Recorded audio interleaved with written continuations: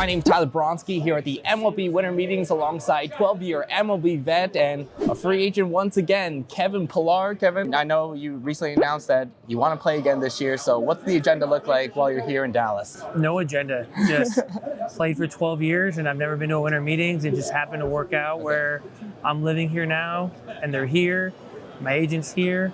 And I thought, why not? You only get invited or allowed to come through these doors, so many years, so many times. So I thought it was a perfect time for me to come. So no agenda, but let's say you do run into, some teams, maybe some you played for, maybe some new ones. Do you feel the need to really pitch yourself, or is it really just reminding people that you're available, that you do want to play this year? I think it's more about reminding people. I don't think there's a sales pitch at this point that I can give a team. I played for a long time.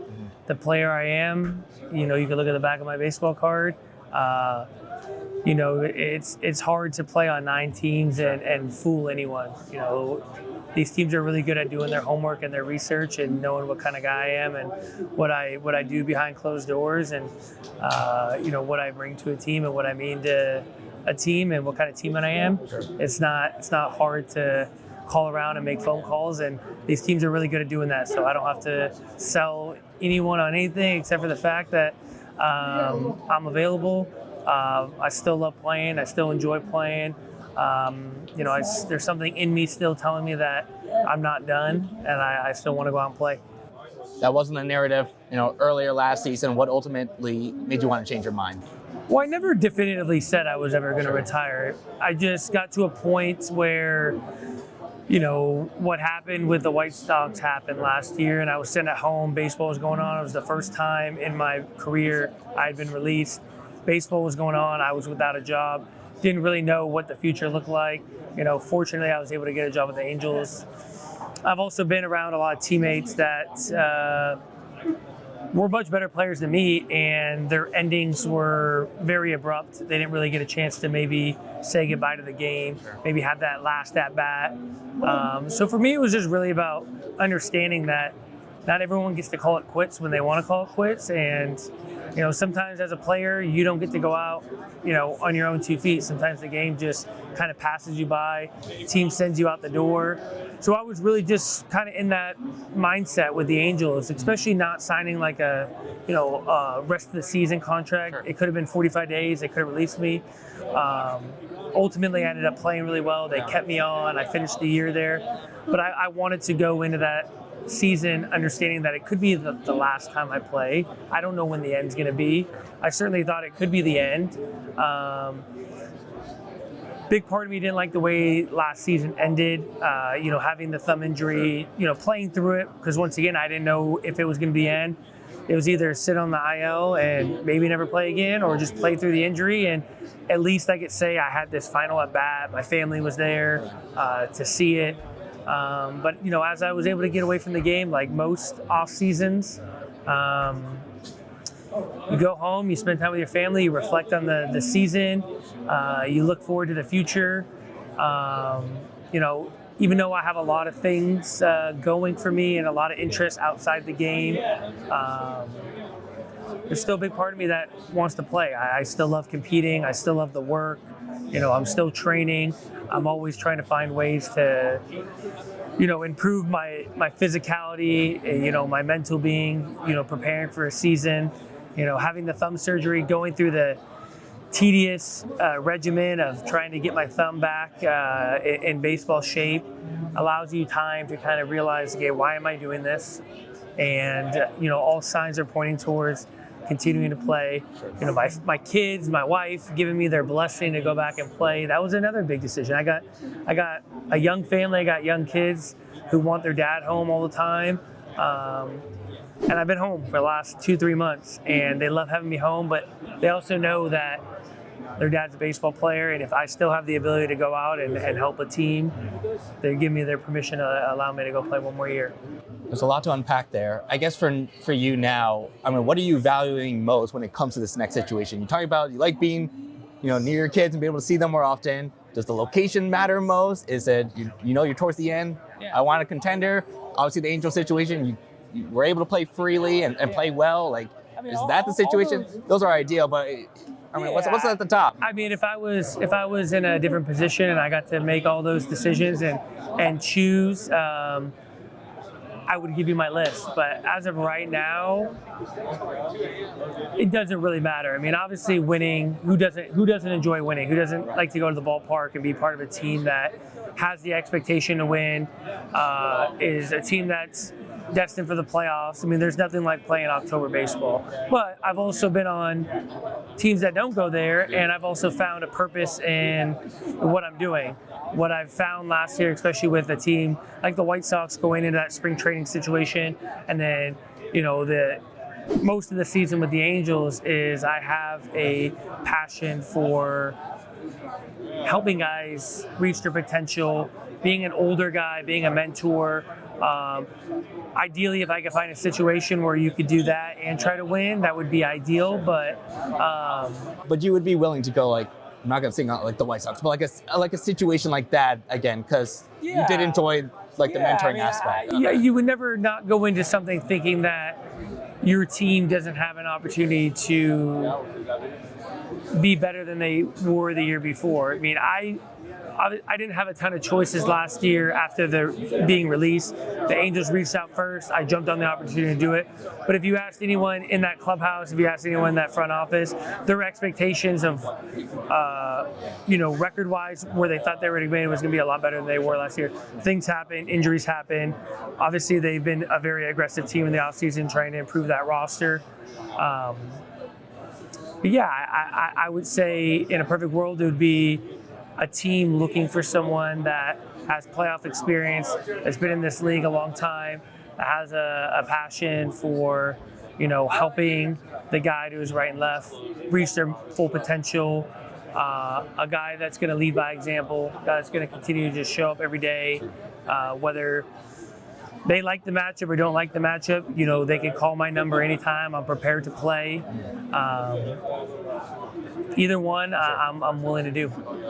Last main question for you. Then a couple fun, and I'll let you get out and network with folks. You mentioned your family. What really are those conversations like with your wife and your kids? Like, take us through that. Yeah, I mean, it is from the outside looking in, everyone thinks it's, it's a dream. Like, it's smooth sailing, it's easy, but being a professional baseball player,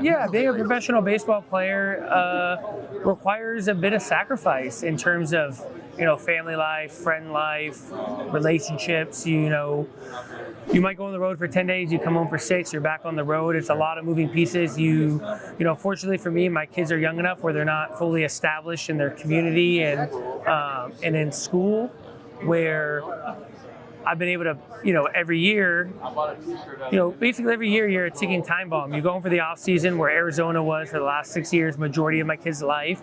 And, October, November are fine. December, you start thinking, oh man, it's almost the new year. The new year happens. You're like, okay, I got one more month. And then spring training happens and you're starting to pack up your stuff. And you feel like you've finally just unpacked and you finally settled back in. You're seeing all these people you leave for 6 months. You have friends, your kids make friends. You got neighbors, you got outside interest. And then it all comes to a screaming halt. Pick up, go to Florida, go to spring training, find a place to rent, unbox, unpack, try to make it homey. Oh wait, spring training's over, pick up, move. You want to get your kids involved in sports and activities, and then you always have to fear, am I getting released, am I getting traded? Like, it's not easy. And fortunately I have resilient kids, an unbelievable wife, supportive family, in-laws that have been a huge help in, coming out and helping move and take care of my kids. Same with my parents. It takes a large village and a community to help my wife raise these 2 kids when dad's gone all the time. And you think about the humanistic side, you miss kids. I missed my son's first time walking, and I missed birthday parties, and I missed friends' weddings and graduations. And, you wouldn't trade it for the world, because this is what I've wanted to do since I was a little kid. It's every kid's dream to play in the major leagues, but it definitely put strains on, being a dad to my kids and a husband to my wife. But you have these tough conversations, and, in January I'll be 36. I'm what they consider old in baseball, but young in life still. And you know, even if I wanted to continue to play after next year and the year after, like the reality of that and the possibility of that is not very high. The fact that I'm still kind of in that realm of possibility age-wise and being able to go out and perform, it wasn't like a definitive yes. It was more like a why not? Why shouldn't you do it? And all signs, not just for me, but my family said, you know, if the opportunity presents itself and it's right and it feels right, go for it. So that's what I'm here for. Just kind of, you know, mostly just kind of experiencing what actually happens. You hear about it on TV, you hear about it on the radio. You know, I talk to my agent, I'm at the winter meetings. What does it actually look like? And, you know, from first glance, it's just chaotic. And I've been here, you know, before I met up with my agent and his son, I was in the lobby for 3 minutes. I ran into 10 people I knew. It's just like, if you love baseball and you've been in this community for a long time, it's a cool place to play. You're going to run into, you know, so many people that you don't get to see on the regular basis. So it's a cool opportunity. It's the closest to baseball heaven that we got. All right, last couple fun questions for you. Change shifts. I know you mentioned your MLB Network interview that you're raising llamas now. So any tips for people that if they're in somehow that situation, what have you learned in the few weeks you've been raising those llamas in Dallas now? I honestly learn something new about them every day. Now that I've been out here probably 4 or 5 days in a row and have been going to the property, and you just kind of learn their personalities and their characteristics. You know, luckily the person I bought the house from, I inherited the llamas that were on his property, and he was able to connect me to where he got him. Okay. And I've been able to, you know, people always ask, that's always the first question people ask me is like, how do you get a llama? It's like, to be honest, I didn't really know. I got him. Like, I didn't really even want one. I also have a phone number of a llama farmer, and like, it's not one of those things I think you can, I'm sure you can Google anything now, but it's always nice having, you know, a resource. Someone was like, hey, this is where I got my llamas, maybe you should call them. So I've been able to, you know, get on the phone with them. I actually have 4 more coming. They're gonna actually 3 females, Wait, 1 male. more? Yeah, I'm getting 4 more, 3 females, 3 young females and a young male, and they will actually breed and we'll grow our llama community. Dang, man. All right, you're gonna be busy doing that. Yeah. That might be your full-time job soon, and then baseball second. All right, this is a fun one. You'd be surprised how many people get this wrong, though. Can you name every team you played for in a row? I usually like to ask guys that have bounced around. Yeah. Toronto, San Francisco, Red Sox, Rockies, Mets, Dodgers, Braves, White Sox, Angels. There you go. You got it. Like I said, you'd be surprised how many guys don't know their career. All right, last one for you. Probably the most random niche question, because I mentioned the Boston ties earlier. I still got a lot of Boston people that watch my stuff. That 2020 season, it was a season to forget, but you're one of the main bright spots for that team. Do you think you can name the starting lineup from your Red Sox debut? That is 2020 opening day versus the Orioles. You had that nice I was in right field. Yeah. Jackie was in center. Benny was in left. Yep. There you go. Devers. Yep. Bogarts. Yep. Mitch Moreland was at first. He wasn't playing first. He wasn't. Righty. Youngerish guy. Michael Chavis? Yep, Michael Chavis. But that guy's playing second base. He was only with them for like a year. Well, like the 60 games. Catching was probably Vasquez. Yep, Vasquez. Did Evaldi started? Evaldi started. So second base, he played with the Reds a little bit, the Mets.